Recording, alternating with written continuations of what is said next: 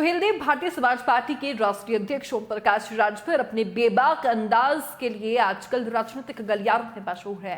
नमस्कार, देख रहे हैं अपनी सिटी और मैं हूं आपके साथ अंजलि मालिक। दरअसल सोमवार को राजभर समाज के दो युवकों की सड़क दुर्घटना में मौत के बाद पीड़ित परिवार से मिलकर संतावना देने के लिए राजभर पहुंचे थे। इस दौरान उन्होंने तमाम राजनीतिक मुद्दों पर खुलकर बातचीत की और अखिलेश यादव पर भी जमकर निशाना साध दिया। उन्होंने कहा, जब अखिलेश यादव सत्ता में थे तब उन्हें पिछड़े समाज की याद क्यों नहीं आई।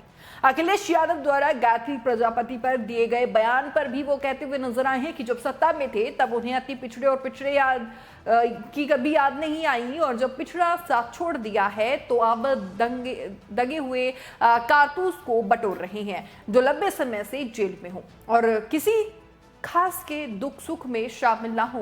उस व्यक्ति के यहाँ जाने से वो समझते हैं कि प्रजापति समाज उन्हें वोट दे देगा। ये कल्चर फेल हो गया है अब और पूरे प्रदेश के प्रजापति आज भागीदारी पार्टी के प्रेमचंद प्रजापति के यहाँ चले गए हैं। अब वो जमाना चला गया है। ओम प्रकाश राजभर लगातार निशाना साधते हुए नजर आए। उन्होंने कहा कि कभी कांग्रेस और कभी बसपा तो कभी भाजपा की तारीफ कर रहे हैं, साथ ही जिससे कई राजनीतिक जानकार कंफ्यूज भी हो रहे हैं कि आखिर 2024 को लेकर राजभर की रणनीति क्या है। इस पर राजभर ने क्या कुछ कहा है, पहले तो आप लोग कंफ्यूज मत होइए, हम क्या बोलते हैं उसे समझिए। आजादी के बाद सबसे ज्यादा फैक्ट्री, रेलवे लाइन, सड़कें यदि किसी ने बनवाया है तो वो कांग्रेस पार्टी ने बनाया है। अब इसे कोई झुठला नहीं सकता। जहां तक लखनऊ की बात है तो लखनऊ को किसी ने बनाया तो वो मायावती ने बनवाया है।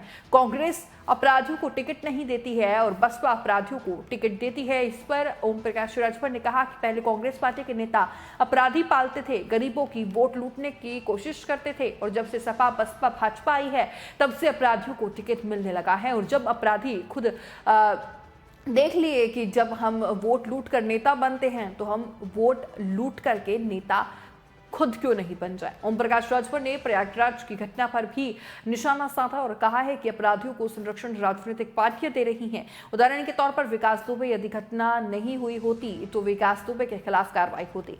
इलाहाबाद में उमेश पाल की हत्या नहीं हुई होती तो क्या वहां के माफियाओं के खिलाफ कार्रवाई होती। साथ ही ओम प्रकाश राजभर ने कहा कि गोंडा में यदि माफिया कार्रवाई नहीं करते तो कार्रवाई होती। ओम प्रकाश राजभर किस तरीके से समाजवादी पार्टी पर भड़कते हुए नजर आए हैं, एक बार वो सुनिए।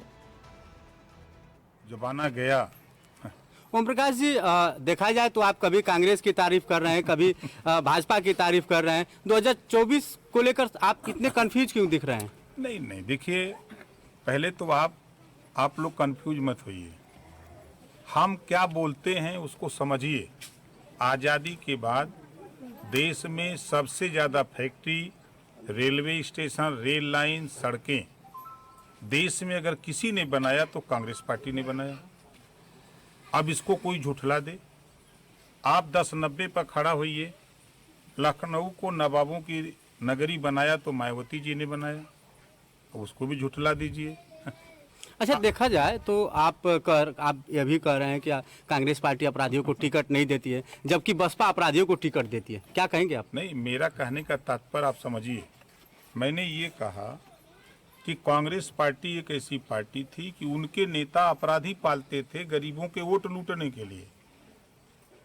और जब से सपा बसपा भाजपा आई है तब से अपराधियों को टिकट मिलने लगा।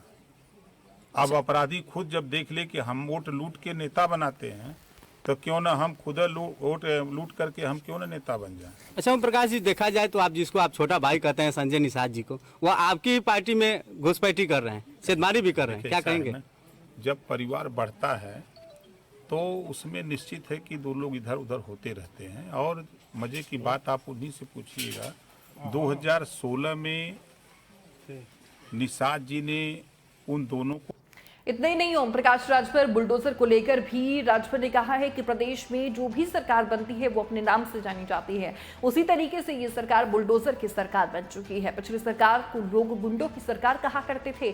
हर सरकार को किसी ना किसी नाम से जोड़ा जाता है। प्रदेश के विकास में जो लोग बाधक है उस पर कैसे नकेल लगाया जाए, ऐसे में कुछ पार्टियों ने खेल कर दिया है और कुछ पार्टियां संरक्षण उन्हें देती है। बहरहाल, इस पर आप क्या सोचते हैं? आपको क्या लगता है कि अखिलेश यादव से तलाक के बाद राजभर का अगला ठिकाना जाना क्या होगा। और जिस तरीके से लगातार राजभर राजनीतिक गलियारों में बयानबाजी करते हुए नजर आते हैं, अपने बयानों को लेकर वो वायरल होते हैं, उस पर आपकी क्या राय है जरूर हमें कमेंट बॉक्स में बताइएगा। फिलहाल बस मेरे साथ इतना ही। ऐसी ही तमाम खबरों के लिए लगातार बने रहिए न्यूज़ सिटी के साथ। नमस्कार।